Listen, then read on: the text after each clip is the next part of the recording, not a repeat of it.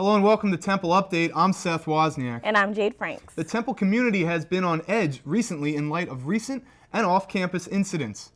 The Temple Police Force says it has been beefing up security in response to the late attacks on students. Bike patrols have been increased. There are talk of expanding patrol routes and getting the word out about those blue emergency towers. With more on the story is Stephanie Fanelli, live at Campus Police Headquarters. Stephanie? Hi, Seth. I'm here at Temple University's Campus Police Station, where efforts have been made to secure student safety. I looked into what exactly the Temple Police are doing to keep students and staff out of danger. In recent weeks, Temple University has experienced a series of off-campus assaults involving Temple students. One incident involved this mob of teenagers who attacked a Temple student with a brick, leaving her hospitalized. Since the assault, these suspects have been arrested, and it has been declared that the young women will be charged as adults. As a result of the recent events, Temple University has immediate plans to ensure student safety. I spoke with James Creedon, one of Temple University's vice presidents, about what students can be doing and what Temple will be doing to ensure safety both on and off campus. What we wanted to do in the short-term perspective was increase the bike presence, increase the undercover presence, and increase the Philadelphia police presence. In ways of long-term solutions, Creedon informed Temple Update that the Temple Police are reviewing and discussing the possibility of expanding the boundaries that they patrol. In the meantime, students should be aware of their surroundings. They need to, not be texting, not be talking on the phone, not be checking Facebook. They need to be aware of where they are. If a Temple student does experience an assault outside of campus patrol, it is important that they still let Temple Police know so that they can assist the Philadelphia Police and alert Temple students about events in a timely manner. The Temple Police are taking precautions to help students feel safer within their own community in the future. Focusing on the bike patrols, focusing on the undercover resources, having Philadelphia help us out, and having the students just be a little bit smart when you come out. I mean, it's been a long winter for everybody. James Creedon wants Temple University students and parents to know that they are doing everything in their power to ensure student safety, both on and off campus. Reporting for Temple Update from Temple's Campus Police Station, I'm Stephanie Fanelli. Seth and Jade, back to you. Thanks, Stephanie. More students came forward since a Temple student was attacked with a brick by a group of underage girls. 5 girls were taken into custody and 3 have been charged as adults with the bail being held at $100,000 and $75,000. In addition to 2 students that came forward after the incident, Temple News is now reporting that 2 more students claim they were attacked in the fall under similar circumstances. Police have not yet confirmed if the incidences are related. Temple and the Philadelphia Police are working together to ensure student safety. But what happens when students start taking photos of police activity? A Temple student is now suing Philadelphia Police after being arrested for simply taking a picture. Update's Taggart Houck investigates where students' rights and the law meet. Sometimes taking a picture may not be as simple as the click of a button. 26-year-old Ian Van Cook and his girlfriend were arrested by Philadelphia police in March 2012, right outside his Point Breeze home. The couple was spotted taking pictures of a traffic arrest. The 2 were later found not guilty of all charges against them. Attorney Mickey Osterreicher, who was asked to advise Van Cook, spoke to us from New York. Sometimes I just don't understand why it is that people don't learn that they need to respect photographers' First Amendment rights to photograph and record when they're in a public place. Nearly 2 years after the arrest, Van Cook and his girlfriend are suing the 2 officers who they believe wrongly arrested them. The Philadelphia Police Department and Van Cook have declined to comment on the arrest due to the upcoming lawsuit. With the potential for a big penalty facing them, just what rights do students have when it comes to taking pictures of official activity? Media Studies and Production professor Dr. Jan Fernbach says students should understand their rights and freedoms. So freedom of expression extends to all of us, and it extends to our activities in public. In 2011, Philadelphia Police Commissioner Charles Ramsey advised police that civilians are allowed to record or photograph officers in public spaces. The public is protected by the First Amendment to take pictures on public grounds as long as they do not interfere with official activity. Although Van Cook's suit has been filed, a date has not yet been determined. Reporting for Temple Update, I'm Taggart Houck. It's that time again. Graduate and undergraduate class registration for the fall semester begins tomorrow, April 4th. Registration opens at 7 a.m. each day. Registration dates are determined by the number of earned credit hours. Registration takes place in the self-service banner via TU Portal or through your academic advisor. Those with 98 credits can register on the first day, which is Friday. If you have between 84 and 97 credit hours, registration is April 7th. For those up to 76 but less than 83 credits, you can pick classes April 8th. To register on April 9th, you need at least 66 credit hours. For April 10th registration, you have to be between 52 and 65 credit hours. Everyone that has between 45 and 51 credits can register for classes on Friday, April 11th. Registration starts up again on Monday, April 14th for students that have between 30 and 44 credits. For students that have between 16 and 29 credits, scheduling starts at 7 a.m. on April 15th. Finally, the last day for registration is on Wednesday, April 16th for those with 15 or less. While you're online registration, make sure you also check out Temple Student Government's website for this year's upcoming election. Temple Update's Jeseamy Muentes gives us an inside look into this year's candidates and their platforms. The semester comes to a close. Some members of Temple Student Government are gearing up in campaign efforts to become the next executive board for the 2014-2015 school year. The elections will be held April 8th to the 9th, with the results being announced on the 10th. Both campaigns, TU Believe and Renew TU 2014, have made t-shirts and have gone to several student organization meetings to discuss their platforms. As diverse as we are kind of segregated at the same time. So we want to practice more inclusivity, more unison with our students. So a lot of things on our platform are designed to bring our students together. While they are interested in Diversity University, TU Believe hopes to create a more welcoming atmosphere for the LGBTQ community. So we'd like to extend Safe Zone training. We'd like to make it available for not only students, it's only available for select student groups right now. We want to extend that. We want to open it up to all students so that they can get the certification and create a more conducive environment for those that do identify in those communities. Every year, the different campaigns have different goals they would like to complete throughout their term.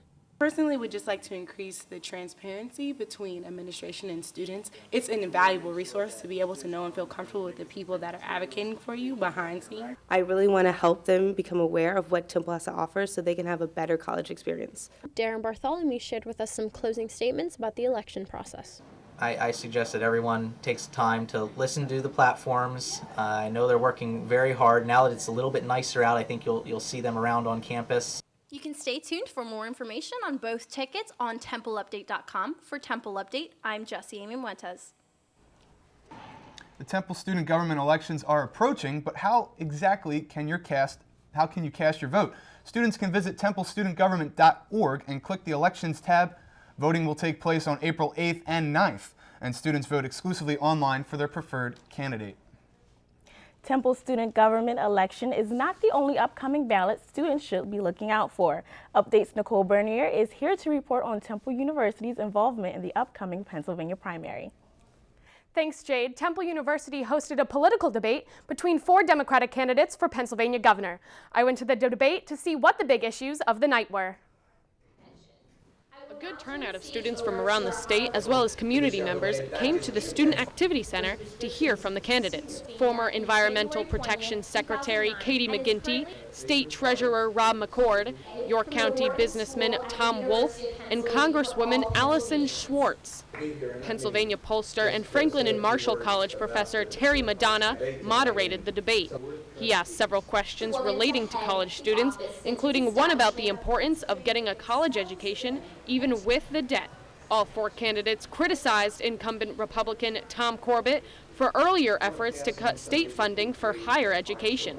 The most important responsibility that a governor and the General Assembly has is the basic education and higher education, and he chose education as the first place to cut.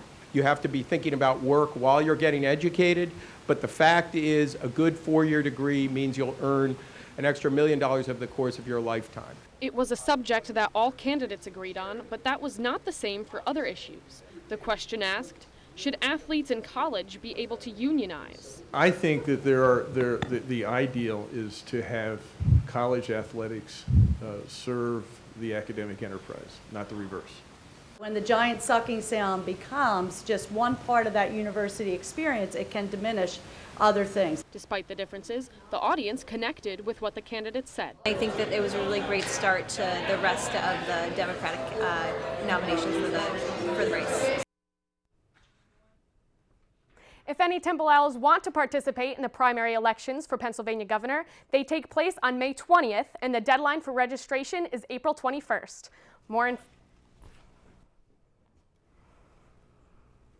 Thanks, Nicole. Well, Seth, so far this week's weather has been no April Fool's joke. I know, Jade. I'm actually wearing shorts under the desk right now. You never know. But let's see if this warm weather will continue. Melissa, can you tell us if spring is finally here to stay? Hey guys, I'm out here on Paulette Walk and it is a gorgeous spring day out. There's lots of sunshine overhead, but there will be some clouds rolling in as we move on into the day and expect some rain later tonight. It is currently 58 degrees, but we should see a high of 61, some of the warmest weather we've seen all year. Frank the frat boy has finally put away his winter coat, which means that spring weather is here to stay, although there may be some surprises here or there, so I can't fully say that the warm weather is going to stick around. And Frank the frat boy also has in hand his umbrella, which means that wet weather is on the way, so expect some showers. I'll have all the details coming up in your 5-day forecast. From Paulette Walk, I'm Melissa Steininger. Seth and Jade, back to you guys. Thanks, Melissa. Now it's time to travel around the world and hear from one of our reporters abroad.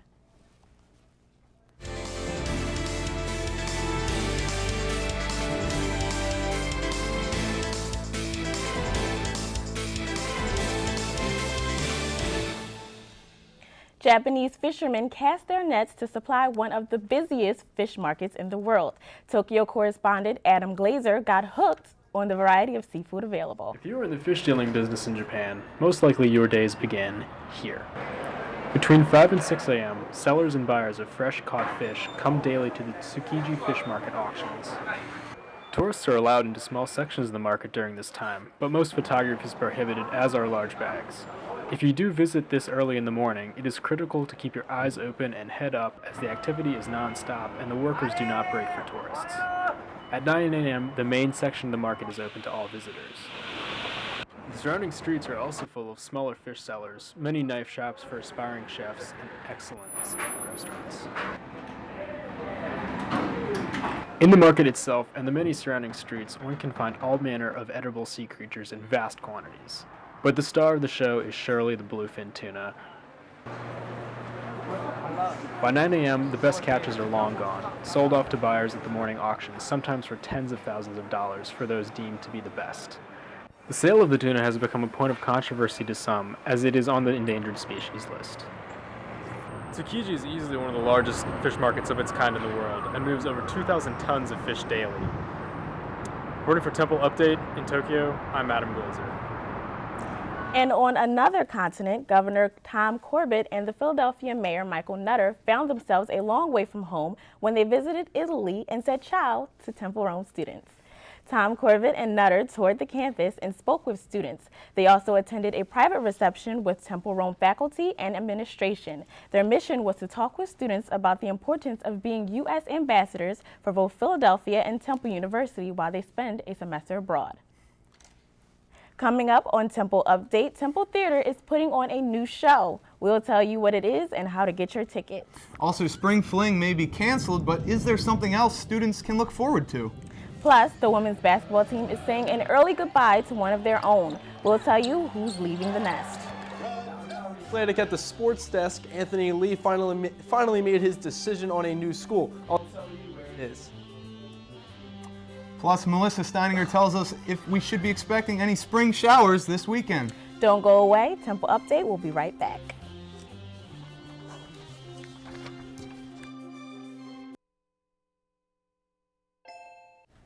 A new show on campus has many people feeling the love and singing along to the age of Aquarius. Temple Theater's production of Hair is currently showing in Thomelson Theater. The 1960s musical tells the story of one group's struggle to live the love and peace mantra amid the chaos of the Vietnam War. The production features a diverse cast of undergraduate students, directed by Temple alumnus Brandon Mashaffery and choreographed by Maggie Anderson. The show will run until this Sunday, April 6th, and tickets can be purchased at the Thomason Theater box office. Spring Fling is not on the Temple calendar anymore, but that doesn't mean the semester will go by without a campus-wide festival. Updates Brianna Warne shows us what's in store for the first time this season. The spring semester is more than warm weather and relaxing on Bury Beach. It means Spring Fling. The university, however, canceled the usual festivities in favor of a more controlled on-campus event. President Neil Theobald and other university officials found that students use Spring Fling as an opportunity to skip class and party. I'm not that surprised, but I can see why some people are and why some people are really disappointed. I kind of figured if Temple didn't do anything this year, that the kids might still end up doing something. After months of planning, a new event called the Cherry On Experience was recently announced.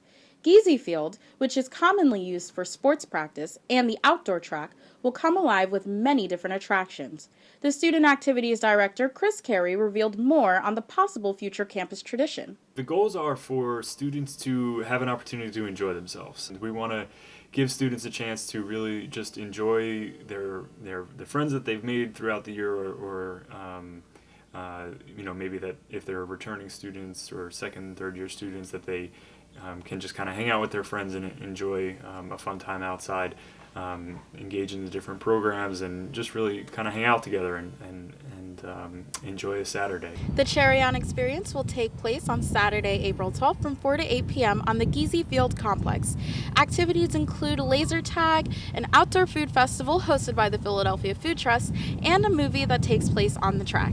Students can find out more information from the Student Activities page. For Temple Update, I'm Brianna Warne.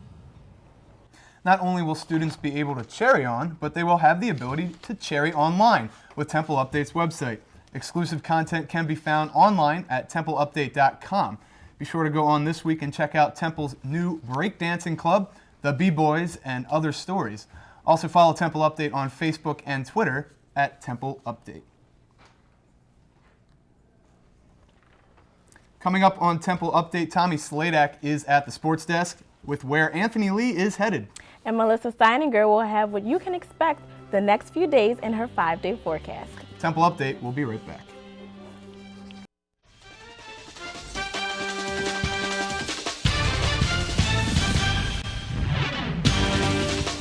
Hey Al fans, welcome to the Sports Desk. I'm Tommy Sladek. There's been some big news in Temple sports over the past week, including Anthony Lee's next destination.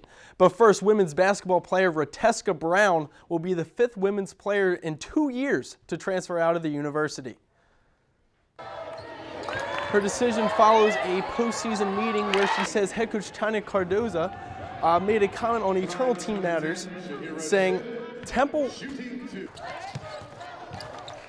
Not to comment, Brown says she was unhappy with her role in the team and felt certain players were granted preferential treatment.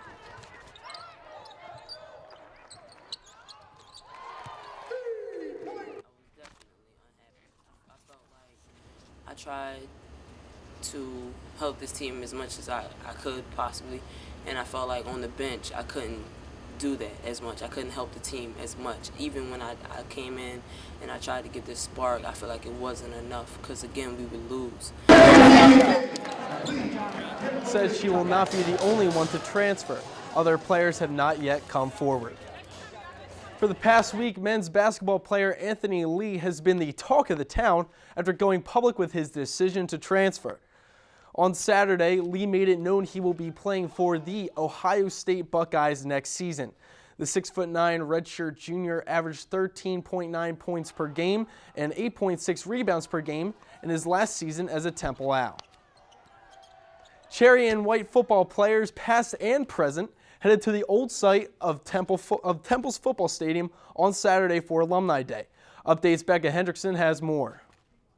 Temple football is spending spring practices on the road this year, and for Alumni Day, the Owls landed at a familiar location, Enon Baptist Church, the site of the old Temple Stadium. For alumni like former NFL running back Paul Palmer, the field looked a lot different. When we came back here for our spring games, it was a pretty bad grass field, and they had already removed the bleachers. It was pretty.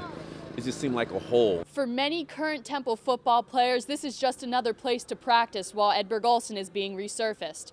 But for the alumni who played for Temple 40, 50 years ago, today was a trip down memory lane. When I went to school here, we wanted to go to a game out here.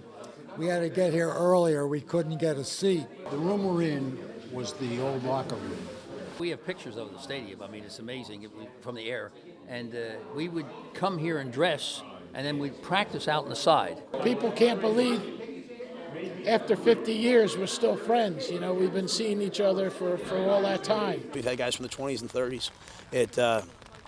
It shows that, you know, there's a lot of pride, and we need to talk about that and be proud of who we are and what we do, and as an entire university and football program.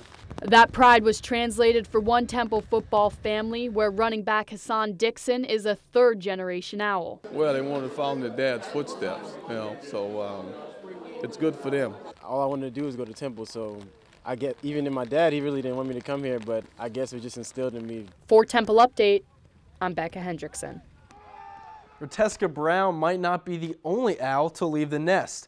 To stay up to date on all the latest with the women's basketball team, be sure to follow us on Twitter at @TU_SportsDesk.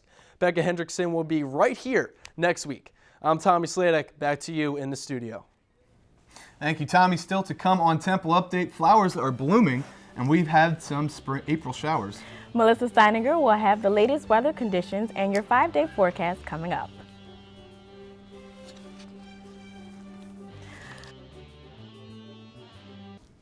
As we enter the home stretch of the spring semester, colorful chairs on campus are serving as a reliable spot for some much-needed R&R. Temple Service Operations has distributed approximately 75 multicolor Adirondack chairs on campus. They have been placed on Bury Beach and outside of Barton Hall. As warmer weather continues, more chairs will appear, and grassy sites are expected to overflow with crowds of socializing students. You know, Seth, those colorful chairs are almost as colorful as your tie. Well, I want to be able to, you know, sit in any chair and still match it, you know. That's what I'm going for here. Well, Frank the frat boy had his umbrella this morning. I hope the weekend doesn't get rained out. I know. I really want some warm sunshine and a dose of some vitamin D. Well, Melissa Steininger is at the weather desk to tell us all about it. Melissa? So we can finally pack away our winter gear, but get ready to whip out your umbrella and rain boots as you're going to need them. With temperatures reaching up to a 61, we finally have some spring weather that's sticking around, and we should be seeing mostly clear skies, but rain is likely with an 80% chance as we head into tonight, and it'll start around 10 p.m. Temperatures will drop down to 43 degrees, and the rain will continue Friday throughout the day with a chance of showers randomly throughout the entire day. We will see a high of 54, and there will be some wind, so watch your umbrellas don't get blown away. Friday, the rain will continue, but should stop around 2 a.m. The winds will slow down during the night, and we will see a low of 45. On Saturday, we'll be seeing more rain. The majority of the rain will be in the early morning, and the rain should clear out midday, but giving us partly cloudy skies the rest of the day. Sunday will be one of our warmest days with a high of 61, but as we move into Monday, it will continue to be 61, but the rain is back. So unfortunately, you won't get to enjoy the nice weather. So for all our weather needs, follow us on TU_WeatherWatch. That's all for Temple Update. For more news and information, check us out at templeupdate.com. You can also watch us live on templetv.net. For the rest of the Update team, I'm Jade Franks. And I'm Seth Wozniak. We'll see you next time.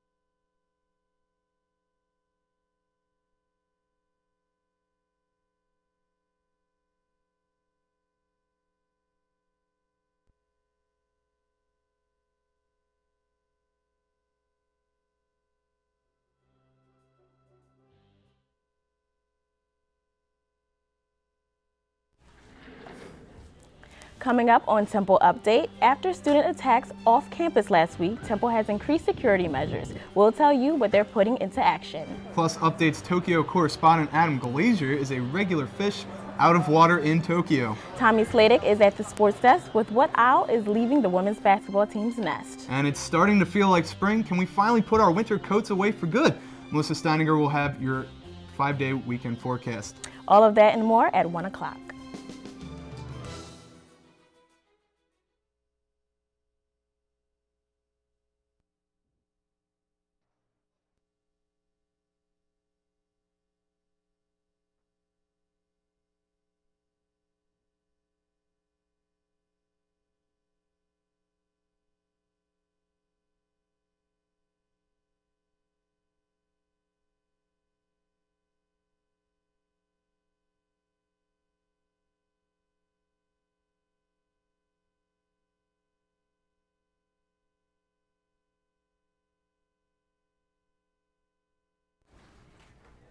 Coming up on Temple Update, after student attacks off campus last week, Temple has increased security measures.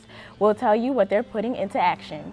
Plus, updates Tokyo correspondent Adam Glazer is a regular fish out of water in Tokyo. Tommy Sladek is at the sports desk with what owl is leaving the women's basketball team's nest. And it's starting to feel like spring. Can we finally put our winter coats away for good? Melissa Steininger will have what you can expect for this weekend. All of that and more at 1 o'clock.